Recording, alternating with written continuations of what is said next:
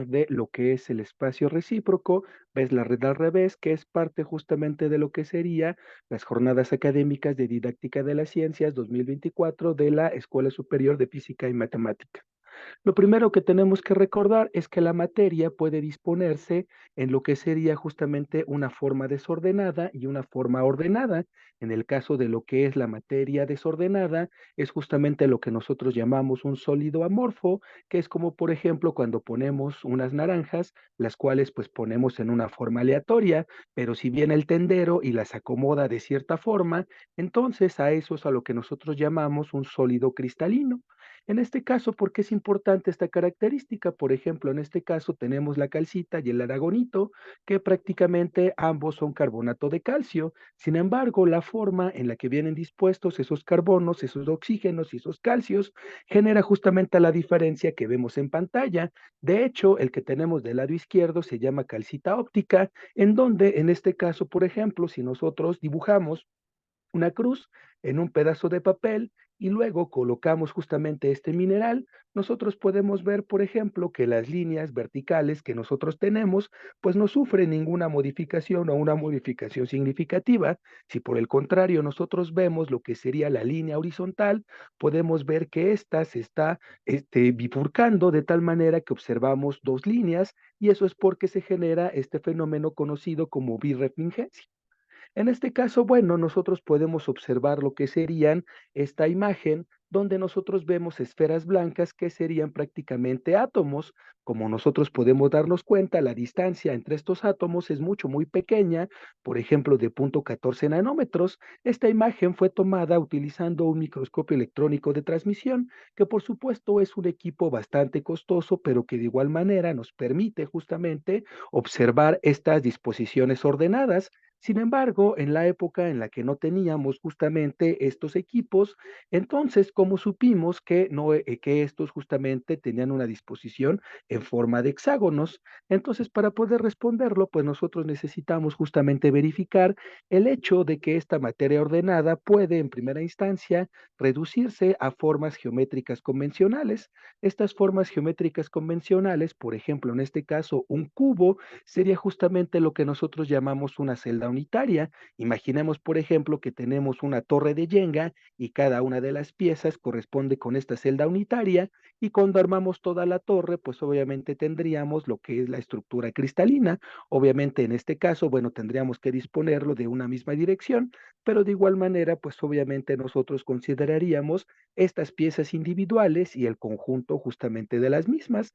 Entonces, si nosotros justamente observamos la disposición de estos sólidos ordenados, vamos a encontrarnos que existen 7 sistemas cristalinos. El que abordamos nosotros anteriormente, pues era justamente un sistema cúbico y de hecho el que nosotros abordamos en un principio, pues era un sistema hexagonal. Sin embargo, también existe el tetragonal, el trigonal, el ortorrómbico, el monoclínico y el triclínico, que técnicamente se forman por variaciones de lo que sería justamente la parte de los vectores primigenios que nosotros tenemos y que a través de variar los ángulos que los relacionan y las dimensiones de los mismos podemos tener justamente estas respectivas 7 variantes.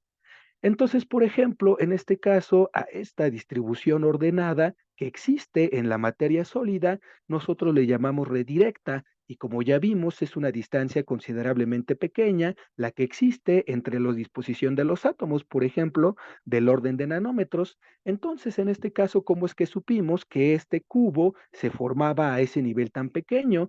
Por ejemplo, podemos tomar lo que sería la forma de Mr. ADN de la franquicia de Jurassic Park y lo que sería justamente la parte de la forma helicoidal que tiene la cadena de ADN. En este caso, algo que muchas veces pasa de vista para las personas es que esta forma helicoidal se descubrió a través justamente de utilizar la metodología de la interacción de la materia con los rayos X. Entonces, imaginemos que tenemos, por ejemplo, un proyector de cine en donde nosotros vamos a utilizar en lugar de radiación visible, lo que sería justamente radiación en la longitud de onda de los rayos X. Colocamos nuestra muestra y entonces justamente lo que sucede con esta interacción de la materia y la radiación es que se genera una proyección.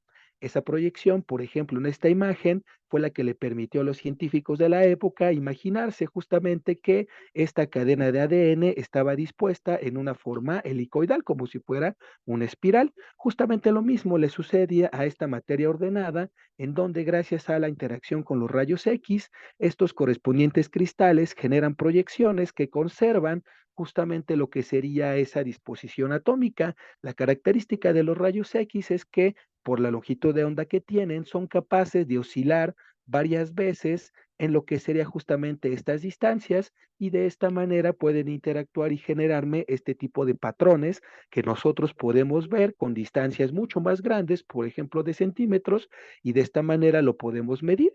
Entonces, pues obviamente a esto es justamente lo que nosotros llamamos la red recíproca. Esta red recíproca corresponde justamente con lo que sería estas correspondientes proyecciones que nosotros vamos a tener y que van a formarme justamente nuevas redes, las cuales preservan justamente lo que sería esa simetría original. Entonces, nosotros, por ejemplo, utilizando los rayos X, podemos a través de una red directa generarnos una red recíproca y esta es la que veríamos justamente en pantalla. Sin embargo, hay que considerar que en este caso sí depende cómo nosotros dispongamos la muestra que vamos a medir. Por ejemplo, si yo tengo mi observador en la parte de abajo que ve justamente las bases de este tetrágono, pues yo estaría viendo una distribución de cuadrados y si yo lo veo justamente desde de izquierda a derecha, entonces lo que yo estaría viendo pues sería una distribución justamente de rectángulos. Existen dos condiciones muy importantes para lo que sería esta construcción. La primera de ellas es que los vectores que van a salir justamente o las direcciones que van a salir justamente proyectadas de esa red directa van a salir justamente a 90 grados. Entonces, por ejemplo, aquí tengo este plano azul en este sistema cúbico y tenemos este vector rojo que sale a 90 grados, se dice de manera normal a lo que sería este plano. Sin embargo, hay otra característica que también es muy importante y que tiene que ver con las distancias entre esos planos. Si nosotros, por ejemplo, vemos esta imagen que corresponde a la red directa y vemos estas líneas verdes que corresponden a los planos, vemos que la distancia que los separa es pequeña y cuando yo genero la proyección, esa distancia, como vemos en el lado derecho, se incrementa. Entonces, en la red recíproca, nosotros vamos a ver una distancia interplanar mucho más grande. Lo mismo sucedería si ahora yo tengo en la red directa lo que sería justamente espaciamientos muy grandes entre los planos. Cuando yo lo proyecte, voy a observar justamente estos correspondientes proyecciones con distancias mucho más pequeñas.